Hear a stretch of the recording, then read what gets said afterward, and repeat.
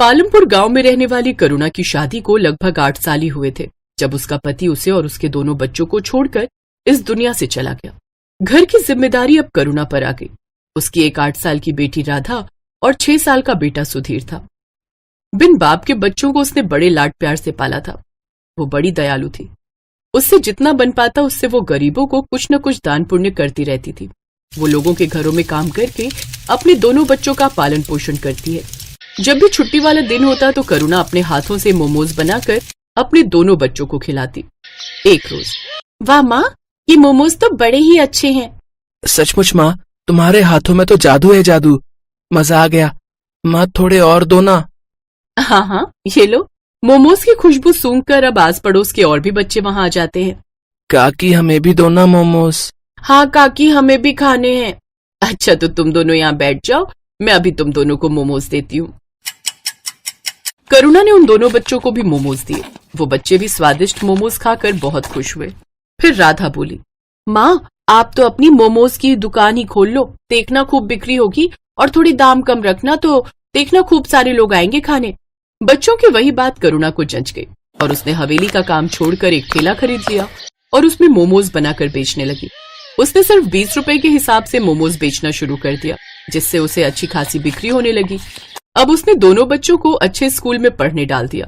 अब करुणा की मोमोज से अच्छी कमाई होने लगी। ऐसे ही वक्त गुजरा। करुणा बूढ़ी हो गई।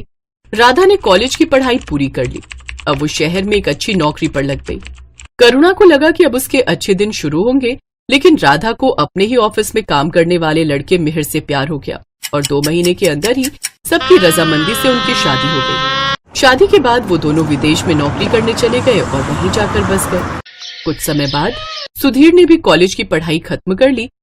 जल्दी लौटना बेटा, ये बूढ़ी अब यहाँ अकेली रह गई। क्या माँ, पहले जाने तो दो, पहले ही टोक दिया। अब सुधीर भी शहर चला गया और करुणा गांव में ही रहकर मोमोज बेचने लगी। लेकिन वक्त के साथ और भी दुकानें खुल गई जिसमें नए नए तरह से मोमोज बनाकर बेचने लगे, जिस कारण अब उसकी दुकान इतनी नहीं चलती। उधर शहर में सुधीर की अच्छी नौकरी लग गई और वो वहीं के ऐशो आराम में खो गया और अपनी माँ को भूल गया। कुछ समय बाद उसने वहीं एक लड़की से शादी भी कर ली और उसके साथ वो वहीं बस गया। करुणा के दोनों बच्चे उससे दूर अपनी अलग दुनिया बसा कर बस गए। बूढ़ी करुणा का काम अब ठीक से नहीं चल रहा था। एक रोज, करुणा बहुत धार्मिक स्वभाव की थी। वो हर रोज गणेश जी के मंदिर में जल चढ़ाने जाती थी और प्रार्थना किया करती थी, हे भगवान, इस अभागन पर दया दृष्टि डालो। जीवन बहुत कठिन हो गया है। लोगों से उधार लेकर मैंने अपने बेटे को पढ़ाया और अब वो मुझसे मिलने भी नहीं आता। मेरे पति के गुजर जाने के बाद उनकी दुकान चलाना मुश्किल हो गया है। कोई काम करने वाला नहीं है और अब इस बूढ़ी से इतना काम भी नहीं हो पाता। हे प्रभु दया करो। ये बोलकर करुणा वहां से चली जाती है। करुणा निराश मन के साथ दुकान पर बैठी होती है। तभी करुणा के पास 2 जुड़वा बच्चे आते हैं। दोनों की उम्र 16 साल थी। वो आकर करुणा से कहते हैं, मैया, हम दोनों भाइयों के पास कोई घर नहीं है, क्या आप हमको अपने साथ रखेंगी? हम इसके बदले आपका सारा काम करेंगे।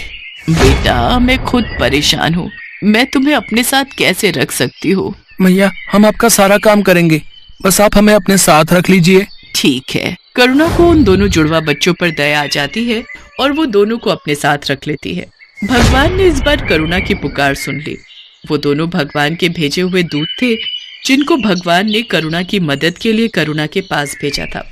करुणा मोमोज का सामान बना रही होती है। माँ जी, ये काम आप हमें दे दीजिए, मोमोज हम बना लेंगे, आप जाकर आराम कीजिए। करुणा रसोई घर से बाहर आ जाती है।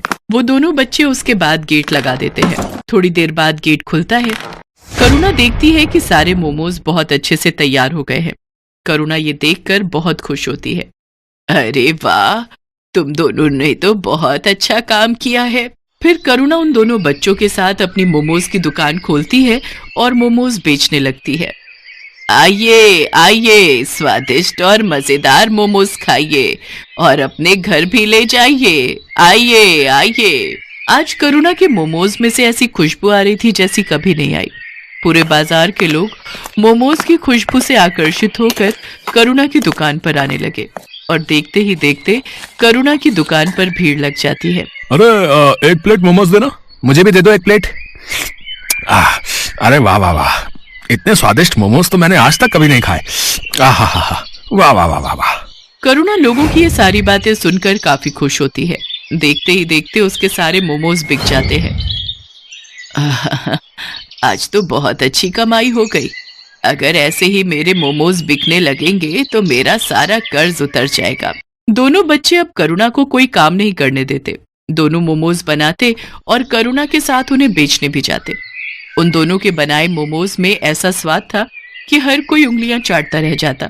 एक रात की बात है, वो दोनों बच्चे रसोई घर का दरवाजा बंद करके मोमोज बना रहे थे।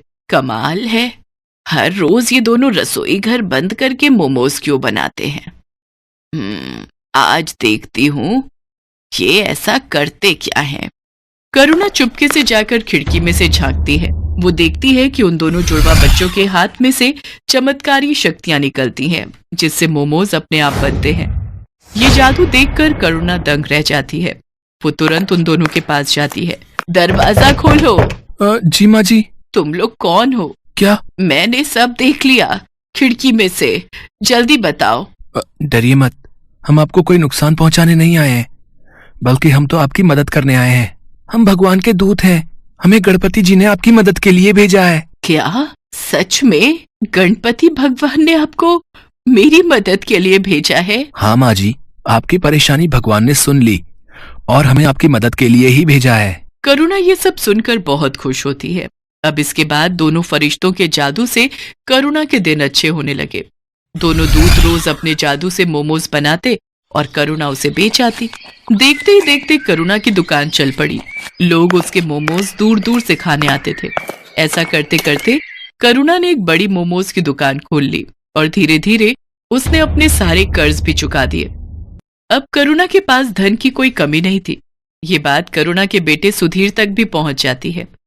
इधर सुधीर की नौकरी भी जा चुकी थी, इसलिए एक दिन करुणा का बेटा सुधीर अपनी बीवी के साथ वापस आ जाता है। माँ प्रणाम, देखो मैं आ गया। अरे सुधीर बेटा, तू आ गया। तुझे देखने के लिए तो ये आंखें तरस गई थी। हाँ माँ, मुझे आपकी बहुत याद आ रही थी। मुझे आप माफ कर दो, मैं पागल हो गया था जो आपसे मिलने नहीं आ रहा था। मेरी मति मारी गई थी, लेकिन अब मैं आ गया हूँ। अब आपको कोई परेशानी नहीं होगी। माँ ये देख, ये तेरी बहू है मीरा। नमस्ते मम्मी जी, हमें माफ कर दीजिए। बेटा, मैंने तुमको माफ तो तभी कर दिया जब तुम मेरी आंखों के आगे आए। आज भगवान ने मुझे सारी खुशियां दे दी। अब मुझे कुछ नहीं चाहिए। चलो अब तुम घर में। क्या हुआ? तिजोरी की चाबी मिली? हाँ ये रही। अब फटाफट इस बुढ़िया के सारे पैसे निकालो और चलो निकलते हैं यहाँ से। हाँ चलो। मीरा और सुधीर चुपके से जाकर तिजोरी खोलते हैं और वो तिजोरी में से सारा पैसा निकालकर अपने बैग में भर लेते हैं और वहां से भाग जाते हैं। भागते भागते वो गांव से बाहर निकल जाते हैं। तब वो थक कर एक जगह आराम करने के लिए बैठते हैं। इतना सारा पैसा मैंने पहली बार देखा है। अब जरा बैग खोलकर दिखाओ तो, इसे जी भर कर देख तो लूं मैं। सुधीर जैसे ही पैसों का बैग खोलता है वो देखता है कि उसमें बस राख है। दोनों फरिश्तों के जादू से वो सारे पैसे राख में बदल गए थे। वो दोनों ये देखकर दंग रह जाते हैं। वो दोनों राख को टटोल टटोल कर देखते हैं, पर पैसों का नामो निशान नहीं होता। अरे पैसे कहाँ गए? यहीं तो रखे थे। हाँ, पैसे कहाँ गए समझ नहीं आ रहा है। तभी वहाँ पर दोनों जुड़वा बच्चे आ जाते हैं और वो दोनों सुधीर और मीरा पर जोर जोर से हंसने लगते हैं। अरे मूर्खो, कुछ नहीं मिलेगा उसमें। तुम्हारे मन में जब कालिक भरी है तो उसमें भी कालिक ही होगी ना। कैसी संतान है तू, अपनी माँ को लूटना चाहता है। तेरी माँ ने तेरे लिए इतना सब किया। ये जो मिला है ना तेरे को, ये तेरे कर्मों का फल है। और बिना माँ के तेरा जीवन भी इस राख के जैसा है, किसी भी कीमत का नहीं। अभी भी समय है, सुधर जा और जाकर अपनी माँ से माफी मांग ले। आप दोनों ने हमारी आंखें खोल दी। हम लोभ में अंधे हो गए थे। हम अब से ऐसी गलती नहीं करेंगे, हमें माफ कर दो। फिर मीरा और सुधीर अपनी माँ के पास वापस चले जाते हैं और उसे सब सच बताकर माफी मांग लेते हैं। करुणा भी उनको माफ कर देती है। मैं तुम्हारा शुक्रिया कैसे करूं समझ नहीं आ रहा है। तुमने मेरी इतनी मदद की, इसके लिए धन्यवाद। अब मुझे सब कुछ मिल गया है, मेरा बेटा, मेरी बहू, सब। इसकी कोई जरूरत नहीं है माता, हमने कुछ नहीं किया। ये सब कुछ भगवान ने कराया है। अब आपका जीवन अच्छा हो गया है, तो अब हमारा भी यहां से जाने का समय आ गया है। अब आप हमें जाने की अनुमति दें। ये बोलकर दोनों वहां से चले जाते हैं। अब करुणा का जीवन बहुत खुशहाल हो गया था। अब उसको किसी चीज की कमी नहीं थी। उसकी मोमोज की दुकान भी अच्छी चल रही थी। अब वो अपने बेटे और बहू के साथ अपना बाकी का जीवन खुशी खुशी बिताने लगती है।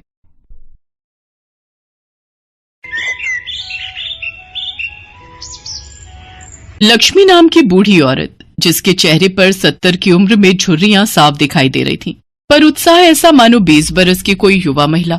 लक्ष्मी को पूरा राजपुर गांव लक्ष्मी बुआ के नाम से जानता था। लक्ष्मी ने अपना पूरा जीवन इसी गांव में बिताया और आज भी इस उम्र में वो मेहनत करके अपने अकेले की शरीर रूपी गाड़ी जीवन की पटरी पर चला रही है। लक्ष्मी के पास एक छोटा सा खेत का टुकड़ा है जिस पर वो बढ़िया दानेदार भुट्टे उगाती है और फिर उन भुट्टों को भूनकर गांव में बेचती है। लक्ष्मी के भुट्टे पूरे राजपुर गांव में प्रसिद्ध हैं।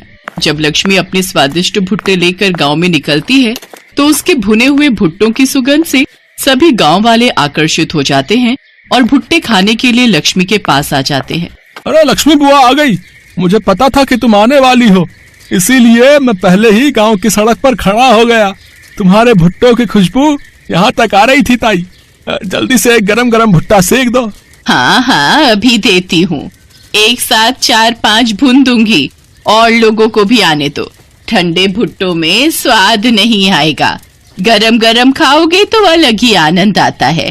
अरे लगता है मैं नींबू लाना भूल गई। ओहो, अब क्या करूं? तभी एक छोटा सा बच्चा जिसका नाम राजू था वो दौड़ता हुआ आता है। उसके हाथ में एक थैली थी। लक्ष्मी बुआ, ये लो नींबू। मुझे पता था आप घर पर भूल आए होंगे, मैं ले आया। अरे मेरा बच्चा, ओले मेरा लाल, तू मेरा कितना ख्याल रखता है। ये ले, एक बढ़िया गरम गरम भुट्टा तू भी खा ले। ले खा ले। लक्ष्मी इस दुनिया में बिल्कुल अकेली थी। राजू नाम का वो बच्चा लक्ष्मी के पड़ोस में ही रहता था।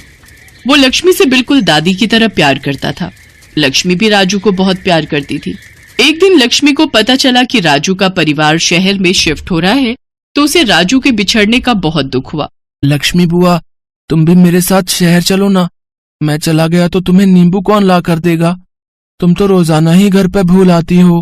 राजू मेरे बच्चे, मैं तुझे बहुत याद करूंगी।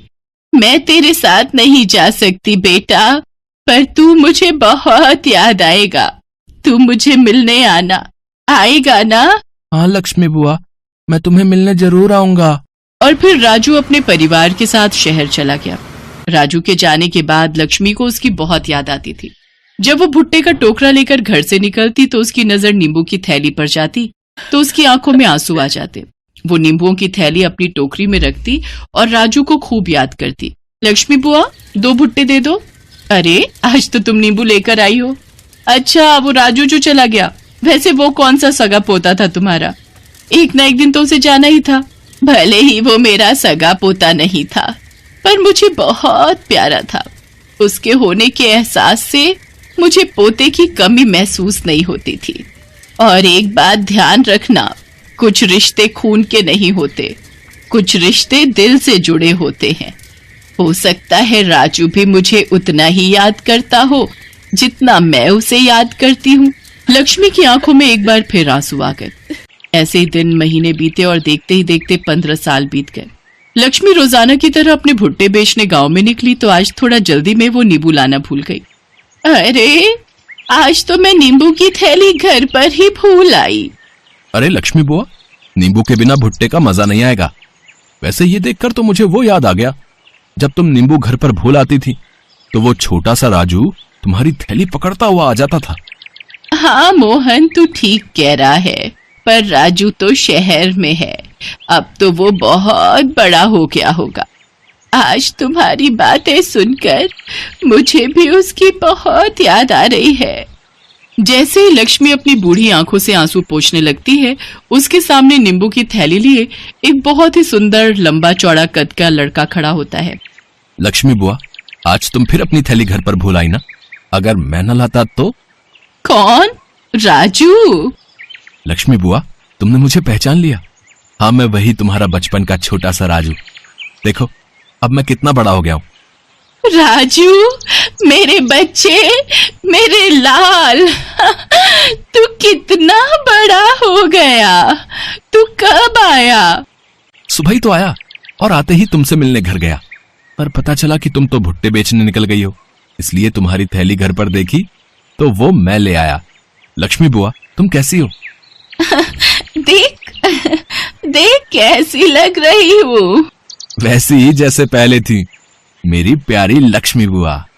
और फिर राजू लक्ष्मी के गले से लग जाता है। राजू लक्ष्मी को अपने साथ शहर चलने के लिए मना ही लेता है। लक्ष्मी बुआ, अब मना मत करना, अब तो तुम्हारा राजू अपने पैरों पर खड़ा हो गया है, अच्छी नौकरी करने लगा है, इसलिए वो अपनी लक्ष्मी बुआ को अपने पास रख सकता है। प्लीज मेरे साथ चलो ना।